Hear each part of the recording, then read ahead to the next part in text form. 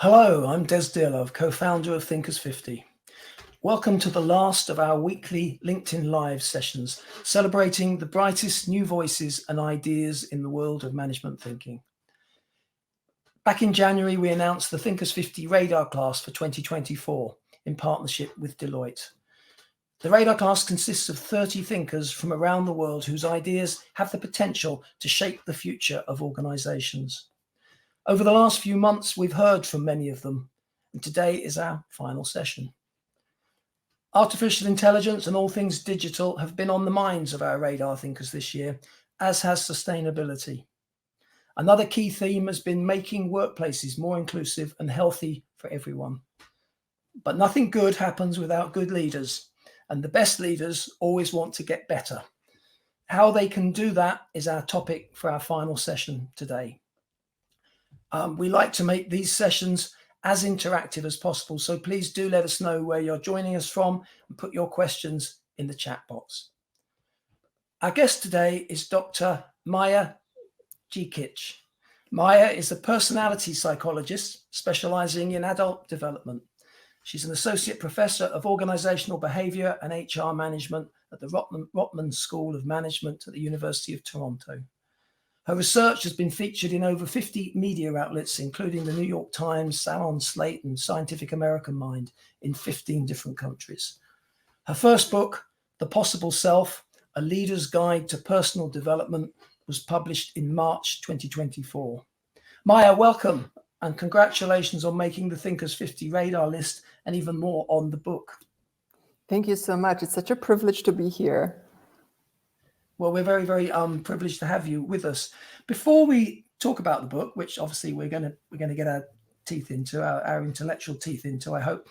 Tell us a little bit about your journey, how you kind of arrived at this place in your career, and also, what a personality psychologist actually does. Well, I am a very bad person to ask about what personality psychology does, because I could be the only personality psychologist out there who doesn't believe in personality.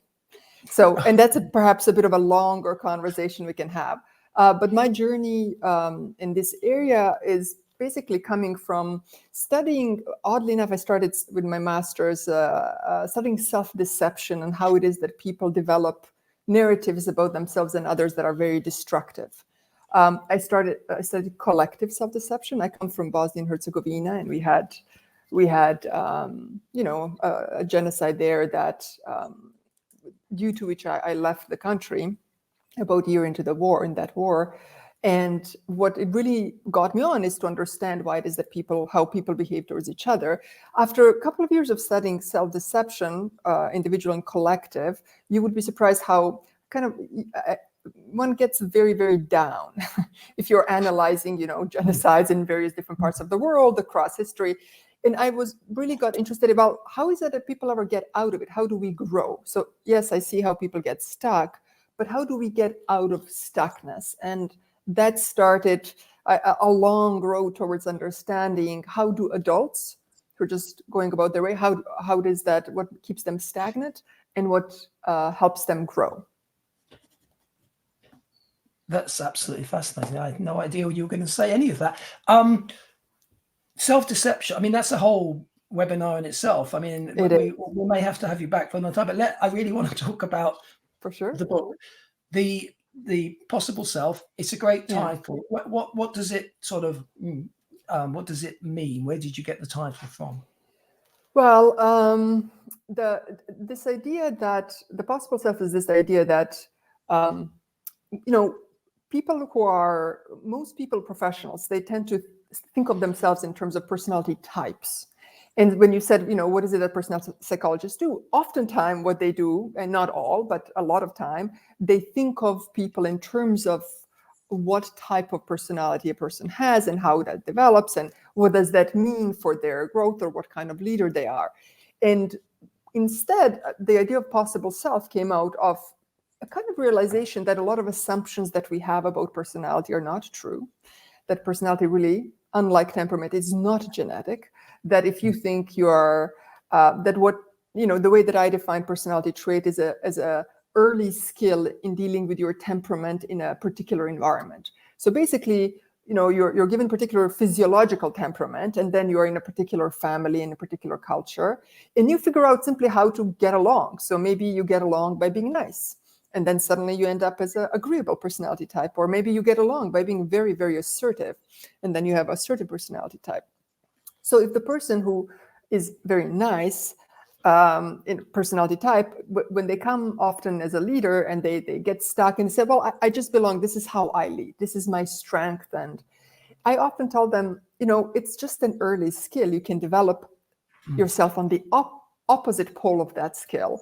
And that would really round you out and restart your development as a leader, because suddenly you'll be able to do so many more things rather than limit yourself in some ways to only something that you have developed early and kind of internalizes your identity.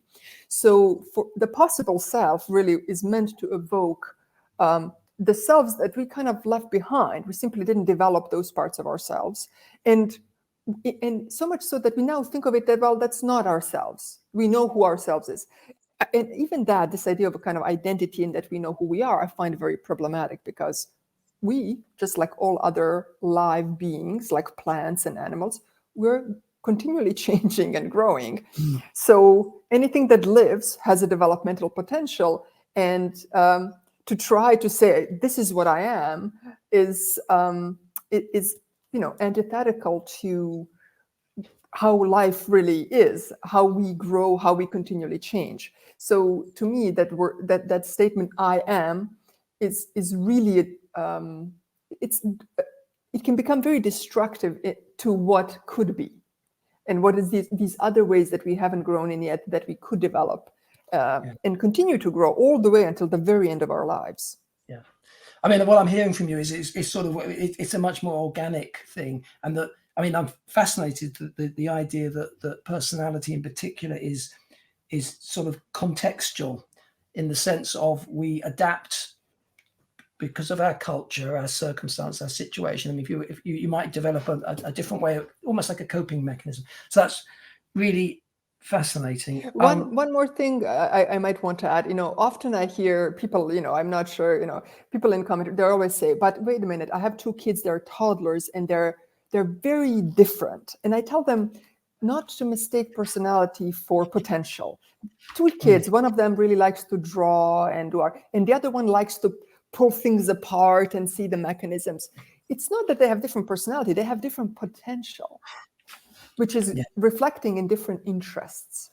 So we need to know that difference. Okay, let's start to unpack the book a little bit. I think it's tempting to think that when we want to change, if we get stuck, I mean, that's what I'm hearing the language from you, that we simply we address our behaviors. But I think one of the big messages of the book is that actually pulling on the behavior lever is hard and likely to be, in the long run, likely to be unsuccessful. That's correct. And when it's successful, it's not to our benefit. And I'll tell you how.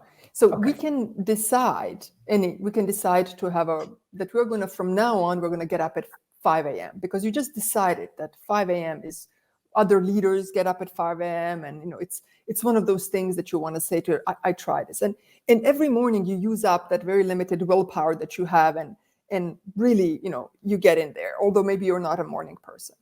So people say, well, you only need to, it becomes successful. You just give it a little bit of time and, you do 1% at a time. And you eventually do this. You change your whole life to be starting at 5 a.m. You build that habit. And the problem is that you have now just made something very stable that is perhaps not developmentally beneficial to you. So what is developmentally beneficial to us changes over time. And so if you're trying to you basically take just one part of yourself and you are bending it through sheer will, which people feel like is these days a glamorous thing to do. It's like, I have so much willpower, I can bend myself. I'll wrap myself into a pretzel by having so much willpower. And then you end up in a situation where you have made your life into something, and now you're reinforcing it with these habits, and you think that's a good thing to do. What we need is habits. Well, you end up in a stagnant state in which you're bending and limiting your development because you think this is a great idea. You think this is how to lead a best or healthier, fulfilling life. So if we're not just going to act through changing behavior and adopting habits, and of course the nature of habits is, as you say, they become fixed. They become fixed points, and then we're stuck getting up we become that early morning person who gets up at 5 o'clock every morning. That may not be helpful in a different context, or even in a different job or a different relationship, all sorts of situations. So if it's not just behaviors, what are the other parts of us that we need to work with? So, as I mentioned in the book, basically we have 5 parts, or rather, there's many parts of the self. I chose 5, the ones that were most significant in our development. So, motivation. So, in addition to behavior, motivation, emotion, your mind, and your body, which I think of it not in terms of measurements or exercise or food, but in terms of carrying all of your history in neural pathways. So, the body is really history of your neural history of all of your learnings from the past. So these are the 5 parts. And so what you do, I often say, what you do when you try to pull behavior one way and everything else is moving the other way, you're basically just breaking and self-fragmenting. And now it became the insight I had about sort of how to change when you're stuck came from understanding what does it mean to actually move and develop naturally and spontaneously. And that turns out not to require any willpower. What you need to think about, so what happens when all 5 parts move together at the same time, is basically you just need to watch children growing, or when you develop a hobby you're very excited about, all parts of yourself. Let's say you're developing a hobby, whatever it is, you might have you've taken up something like tennis or something like this. Well, what would happen is that you would suddenly notice that not only will you actually go and try to play tennis, but you're going to think about the tennis. Anything you watch, your interest is going to be moved. You're going to have emotions about it. So the whole wheel is moving naturally, and importantly, without willpower. And another detail of it is that it actually gives you willpower to do it. So when we do intrinsically motivated things, if the cup of willpower gets empty, it actually pours back into the cup. So then the question became, when people are stuck, to know that they are stuck, and to ask the question, well, why am I stuck? And because the natural movement is to move in this way. So if I'm not moving in this way, if I need to use willpower so hard, why? And if the willpower is at the center of my life, in some domain of my life, like not at the periphery, not just getting yourself to the, but really at the core, there's something. Well, then the question becomes, what is it? That basically it's like throwing a wrench into this wheel of self that's moving and removing it. And so what 5 parts of the self is, you basically find out by working on all 5 parts how to remove the wrench from the wheel to then have it move and roll smoothly and naturally. And the way you would know that you are done is that you wouldn't need habits to maintain. You wouldn't need to control your behavior. You would just start growing naturally. Basically, what happens is that you just simply forget about self-work because you're growing and interacting and being yourself and feeling fulfilled. I mean, you mentioned your model, which is the wheel of self, which is I found really interesting in the book. So at one level, it sounds as though if we can pull the wrench out the way, that this wheel is going to roll beautifully, restart, and we're going to be in the moment and not have to impose this discipline of willpower on ourselves. But it also seems to me that this is quite internally focused work. This is hard work. This isn't. It's hard. You make it sound almost like it's easy. You can pull that wrench out away and we're away. I always have to be optimistic because it's actually hard work and not always the most pleasant. But I always tell people it's not more unpleasant than how it feels for you to live your life with the wrench in the wheel. So even though it's difficult, it's not more difficult than trying to live all the time, pushing yourself and not getting the outcomes you want. So it's a hard internal psychological work. And one misconception people have, they think of it in a little bit like in this long term. Well, it's just time. Like it just, it will take a long time. And I'll tell them, if you know what you're doing, it doesn't need to, it can if you wanted to go that route. But for some reason, I really love more rapid change approaches. And one thing that our neuroscience tells us is that basically our brains become more plastic when they're slightly dysregulated. And so this is why we get traumatized so quickly. So those neural pathways get written down very quickly if you're being traumatized. And so the question is, can we do the opposite? Can we do the healing, which would be rapidly writing down neural pathways in a different direction? And it can be done. And if you know what you're doing, it can be done rapidly within weeks. So, psychology is the only place where that whole idea that, I don't know whether it's a cliche, that time heals all wounds doesn't really happen. You can be a 95-year-old person and you can remember the way that your, Mrs. Smith looked at you in your second grade when you didn't get the answer correctly. And you will still have that vivid feeling of embarrassment unless you do something to change that. I mean, it's interesting, isn't it, that if you observe children, particularly very young children, they have a spontaneity and a playfulness and a natural. They don't seem to carry all the. It's like they haven't settled into these rigid, shapes. The pretzel, whatever shape it is, that life hasn't formed them into, and they just seem like they can just roll. What you're saying, I think, is that the experiences that we have, if we don't revisit them or process them or find a way to get them out of our system, that we just kind of live with these wrenches stuck in our. That's right.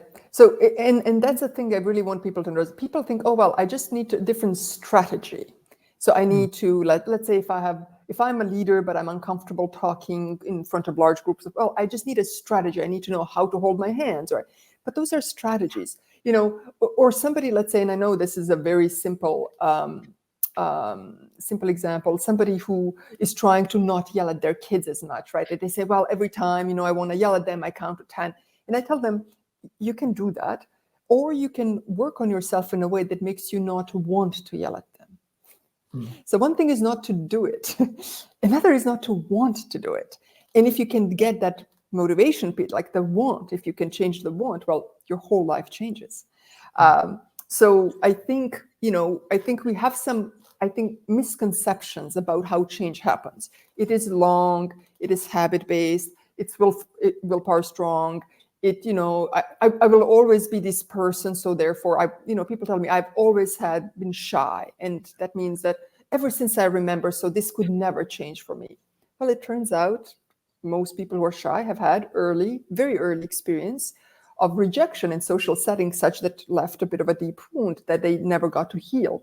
So, the first obstacle to change is for people to realize that all these ways that they think of themselves as these boxes, stable boxes, well, this is just who I am. I just, radical acceptance, which I have nothing against, of course.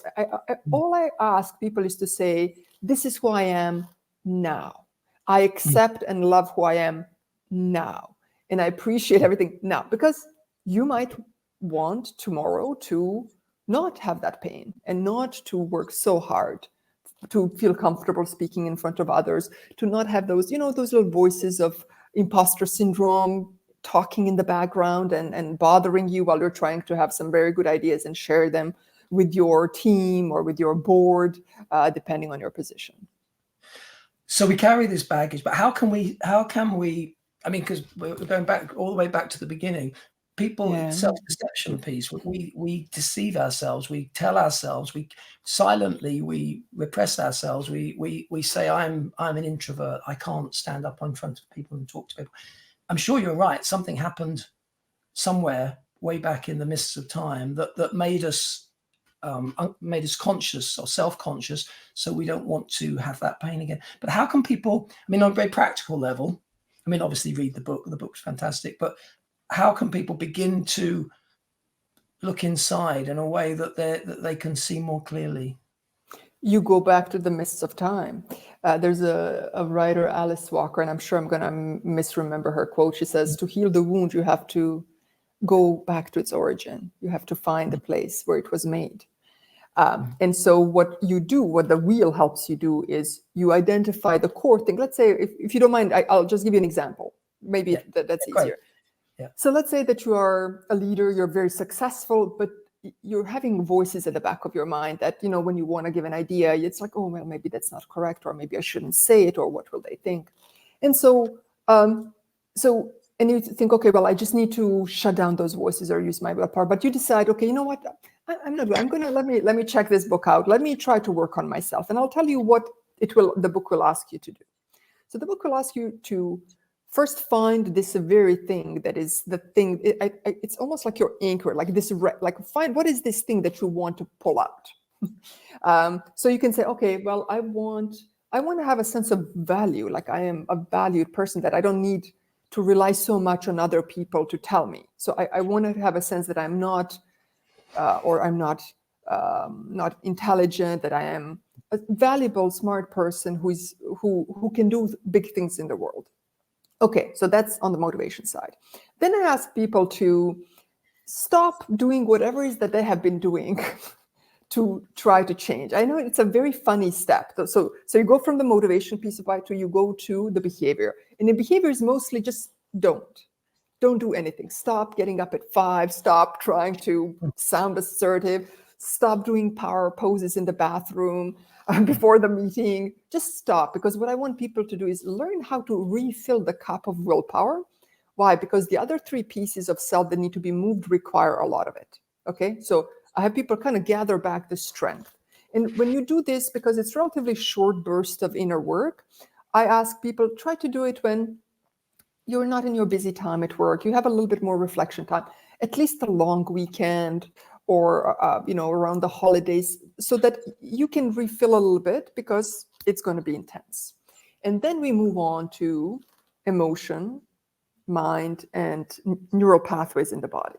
For the emotion, we figure out what are our activating situations.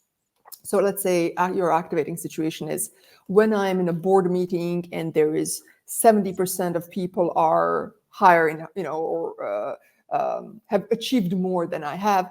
I start sweating. I start having thoughts. Okay, so those are activating situations, and like these activating triggers. Like what you might call triggers. Yeah. Okay. Triggers. Yeah. So triggers, and what I ask people is to identify emotion that they get. So I ask, is it shame? Is it fear? Is it, and I direct people to understand how it is that all of these emotions are telling you something. You are under threat. You are there's an obstacle that's insurmountable for you, right? So if you get what the emotion is, you're getting closer to. You need to find where the wrench was put in. Okay, so once you have an emotion, I ask people, okay, once you have an emotion, write down when you're in that active state of emotion, what are the thoughts that come to your mind? Now we're moving on to the mind part. So what is it? You're stupid. You're never going to make it. So you're writing down what I called closed constructs, which is beliefs about yourself, and it can be about others or about the world. Like belief about others, something like you can never trust anybody, or you will always fail, or you will never make it, or you will never be happy with another person, whatever that construct is, right? So I have people find what these are. So think about what this is. Think of it as a set of neural pathways that there is no more openness to that. It's like constructs, think of it as the reason I don't use the word beliefs is because I want people to understand they're constructed and they can be reconstructed. And I jokingly tell them it's like a little bit of a bowl. When the bowl is nice and open, all information can go in. And every time you interact with somebody, there's more information that goes in. Closed construct is like, maybe this person who a hypothetical person I'm talking about finds out that in 3rd grade, their teacher made fun of them when they and then that put the lid on the construct of I'm not smart. And now they're going with this lid for the rest of their lives and acting on it without even knowing that they have this in them. Okay, so once you identify the lid and where it's snapped on, there is a final technique that is that is perhaps the most intensive and unpleasant, in which you pop back open the lid through self-dysregulation, within the kind of very safe confines of an exercise, like a writing exercise. Mm-hmm. You pop open the lid, and what you do is basically you bring up those old pathways and you overwrite them with a new experience. And you only need to do that maybe 20 minutes for 3 days. And this particular technique is a combination of multiple techniques that I've seen. So there's a great writer on trauma, Van der Kolk, who I'm sure you know his book, The Body Keeps the Score. So he wrote, he said, listen, we don't know why some things don't work and some things work, but here's a set of things that work. And what I've done is that I basically put together a technique made of the things that do work into basically 3-day, 20-minute a day technique that can overwrite new experience on top of the ones that you've had before. Which in my book, I think of it, I know I don't use this word a lot when I'm in a business setting, but I'm going to use it right now anyway.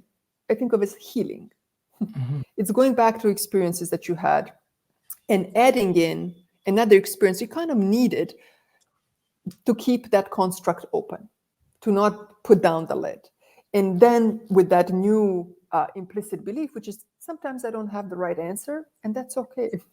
Doesn't make me a bad person. Or you see, once you open the lid, once the new information goes in, you have now reopened yourself. Now you have different belief about the self with which you enter the world. And suddenly, things that used to trigger you don't trigger you anymore. You walk into a room and you don't feel like they're going to all judge you or you're going to say something. Even if you do say something, they all laugh at you and say, wow, that's interesting. I really, it's tough luck. Well, I'll try better next time and let's see where that takes us. So it's not, the way that I think of it is that I've simply put together what's out there that works, but in a way that gets all the parts of the self moving rather than just one. No, it is fascinating. It's really interesting stuff. You'd mentioned healing. We were doing a webinar yesterday evening. We've been doing a series of webinars on to draw attention to Mental Health Awareness Month, and obviously the subject of burnout has come out a lot. We're constantly being told we have an epidemic of burnout, and I think that's probably true, whatever language you want to use. You also mentioned, this notion of a cup and being able to replenish. Talk a little bit. I've heard you talk about burnout, and I found it really quite helpful the way that the metaphor you were using. Can you speak to that? Then I really will grab some questions, and we'll put some of the people who are tuning in some of the questions to you.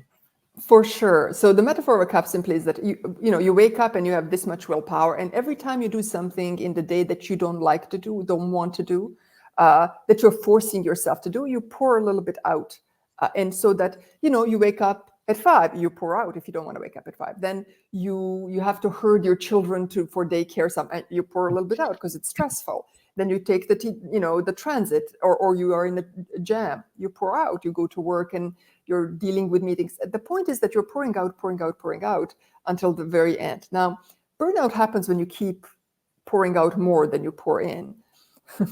And to me, when we're partially in a pandemic of burnout, is because, again, we have assumptions about this. And the assumption is that, you're pouring in at home, but you're pouring out at work. So immediately that basically gives 8 or 10 hours of our day of pouring out. We basically assume we're supposed to just pour out at work and do things we don't want to do. So this is a classic stagnating mindset. Like basically, and people sometimes tell me, well, Maja, we live in an adult real life, which is you don't like who likes their work? Come on, like who enjoys their work? You're laughing. I can tell you're enjoying your work, right? And the problem is that if you're pouring out for 8 or 10 hours and then you get home and guess what? Maybe you have a situation at home. Maybe you have kids to take care of, that it's not always all sunshine and flowers. Or you have an elderly parent you need to take care of, but which can be demanding. Well, basically you're pouring way out than you can ever pour in. And if you keep doing that, your body, this cup gets broken. And now you're pouring in, but there's a crack at the bottom. And and you can never get enough. So I think what we need is to stop and to understand for ourselves and for others, okay, what are the things that I do that pour out of my cup in a day, and what do I do that pour in? And if I'm a team leader, I need to sit my whole team down and tell them, okay, team, tell me at work, what pours most out of your cup? And they'll tell you, oh, meetings that are too long, meetings that have no agenda, talking to people who are negative. I mean, there's a whole list. And then my job and our job together is like, how can we minimize these drainers? And how can we figure out the things that pour in for most? How can we, and people say things like, oh, it pours in when I talk to my colleagues, when I have, right? It turns out that things that pour out for everybody at work tend to be common to everybody, but things that restore them are very unique. So some people like to, it restores them to have lunch alone. To some people, it restores them to have lunch with others. So for leaders, it's a lot about first, like reduce as much as you can common drainers, and then give people flexibility to restore themselves uniquely in the way that works for them. This is why also it really works well to give people flexibility about where they're working from. Like, I mean, some people say, well, just the whole process of getting there is exhausting. And I already have half a cup by the time I get to work. So can I please just, if at all possible, work at home for 2 days out of the week or something so that I can not be so drained, and so on and so forth. I used to think in terms of energy vampires, but that's perhaps unfair because that puts it onto people, and it's not just people that drain your energy. Sometimes it's certain tasks and it's certain situations, and it's sometimes we are our worst enemies. But to understand which, I think we can all perhaps just pause sometimes and think. You do recognize them if you put your attention on these things. You think, that person, every time they walk in the room, it's always the wrong time, so there's something going on with that energy that person is bringing us, or is sapping my energy, or so what intention. Here's what I would, if somebody came to me, you come to me and say, you know what, when that person walks into the room, I feel drained. There's two things that I would probably say. First, how are your boundaries? Do you know, can you push that? Like if they're trying to talk to you about or they're not reading cues and they're overstaying their welcome, do you know how to tell them, I would really love to talk, but not right now? Or, we can make an appointment then, or now is the time to leave, right? So one is the boundary thing. And the second thing is that, because often it's basically, if the energy gets drained as soon as they walk into the room, it means that you're porous energetically. That basically they're getting you. And how they get you through the mind. In your mind, you're thinking, oh my God, now I have to listen to them complain for all this time. When you really don't have to listen to them complain. You can say, you know what, sounds like you're not having a great day. Why don't I leave you to rest and restore in the way you want to, while I go and, do something else. I know it sounds a bit cold, but this really helps us not be drained by people. Yeah, if we don't look after ourselves, then we're not much good to other people. That's right. Listen, I'm going to jump you around a little bit because we've got a couple of questions. Please. One is a sort of a clarification point.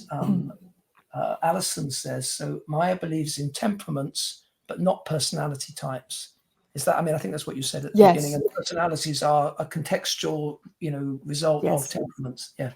Yeah. So basically, personality. So temperament is physiological. So maybe you have a kid who is a little bit more irritable because their tummy hurts a little bit, and they develop a different dynamic with a parent because they keep the parent up at night and so on. So it looks to a parent like, oh, it's a cranky kid. It's not a cranky kid. They're having a physiological change, and so you can have sensitivity to light or sound. But depending on which family a kid ends up, let's say a kid with exactly same kid with very sensitive to sound ends up either in a family of musicians where they really appreciate it and get them to engage with it and share that with others, or in a different family where their sensitivity is seen as really annoying, and people are kind of forcing the loudness on them, and then the person just withdraws, becomes very shy, introverted. So you see how a person with the same temperament ends up with two different personalities. Oh, very interesting. And Elizabeth asks, how do we change this on a larger scale, i.e. in organizations where multiple, often conflicting motivations, wants, needs, and behavioral strategies are all interconnected at once? And also perhaps at odds with the set company mission and vision. Yeah, we've been talking about it very much at the individual, unit of analysis. How does this stuff play out? How can leaders use, the wheel to change things around them? Think of each part of the wheel as having an organizational extension. So motivational part of the wheel has organizational extension, which is organizational goals. And so what you want is to make the two as congruent and aligned as possible. To do that, of course, you have to be transparent about the goals of organization. Ask people about their own goals in relation to organization and try to activate not their strengths, but their interests to keep them engaged. And then discuss very openly and honestly motivational conflict. Why? Because we're, even inside of our own selves, we are conflicted. Okay? So how is it that we expect that we're not going to have conflicts with organizational goals? But if we're very, for example, you can have a parent who needs to pick up their kid from daycare at 3. Now, that parent can, if you have an organization that doesn't ask the right kind of questions, what you're going to have is that person slipping away from all the technology at a particular time of the day and then kind of coming back on, all the while really feeling bad and stressed and, versus saying, hey, I'm having this conflict. Can we do something? Can I work extra hour or 2 in the evening? Or can we figure it out to have somebody cover me in this time and then I will cover them for some? So it's basically talking about either overlap, alignment, or conflict between organizational goals to come up to some adult solutions. And so you can take each section of the wheel and then do an organizational extension. For behavior, personal burnout. What can we do as an organization to reduce burnout in a team? On the emotion side, I think of extension of emotion into organization as culture. What happens when there's a problem in the organization? Do we have ways to process it as an organization? And the same thing, just like there's individual mind, there's a collective mind. Just as there's individual trauma, there's collective trauma. Perhaps it's another book, I imagine, to explicitly, but I find a lot of leaders can, once they learn about each, like what does it feel like for each person, they can do this natural extension into organizational space. Interesting. I think you mentioned engagement, and I think that's another, obviously we've got an epidemic of disengagement. Very few people seem to be engaged. And the difference between, if I heard you correctly, the difference between strengths versus interests. Yeah. How can we re-engage people who are just, they might be really, the trouble is, might be really good at what they do.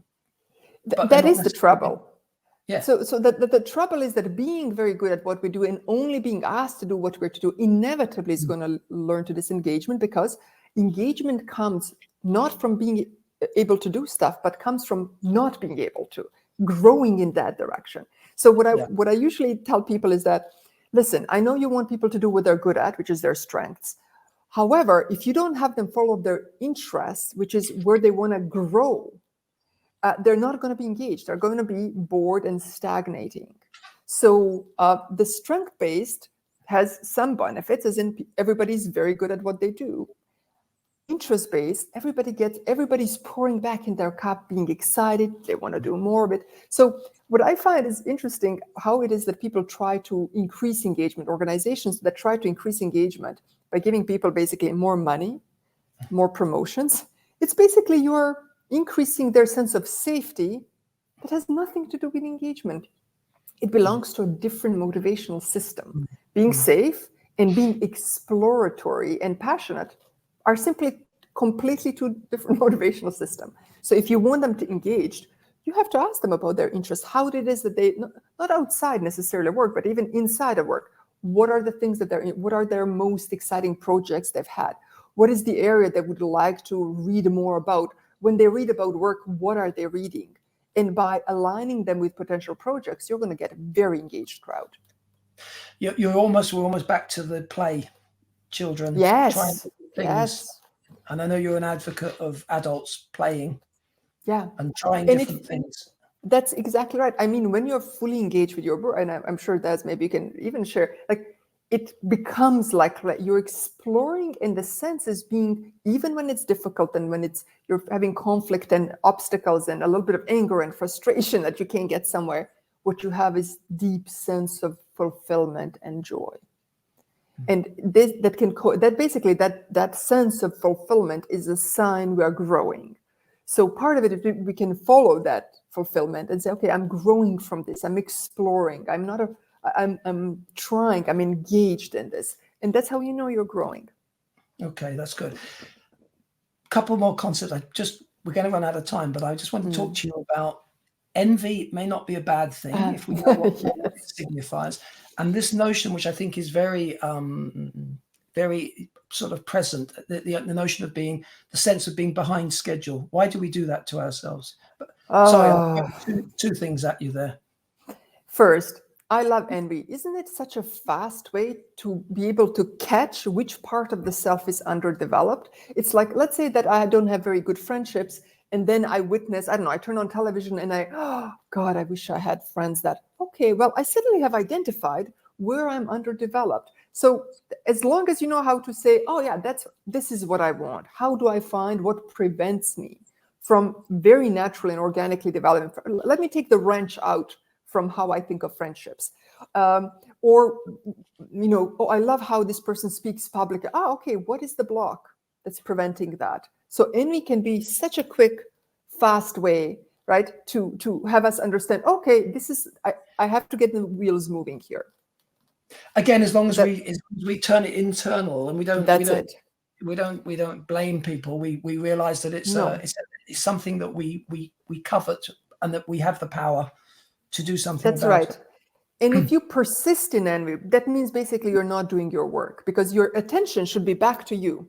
You just like a moment of envy and then back to you. But if you keep envying, it means basically you're not doing your work, but you envy other people for being able to grow in their way, right? So it's about quick and then turning back inside. The second thing of this is this experience of being behind schedule. Yeah. And the idea there is that, and I find that people of all different generations have it. It doesn't even matter how old you are or how successful you are. It's basically the experience of not being fulfilled that looks for a cause. So it's lack of fulfillment that is looking for a cause. And the way where it finds it is in other people LinkedIn profiles. It says, oh yeah, well, this person got this, and then they got that this time, and then I was supposed. And so basically we believe we're unfulfilled because we didn't have particular achievements or successes by particular date, when really we're not fulfilled. All fulfillment is in the moment. So it has nothing to do with the stretch of time. If you're fulfilled in the moment, this thought will never enter your mind. The past, the future, the schedule, whatever imaginary schedule you think there is no schedule. Either you're fulfilled, thin slice of time, one after the other, or not.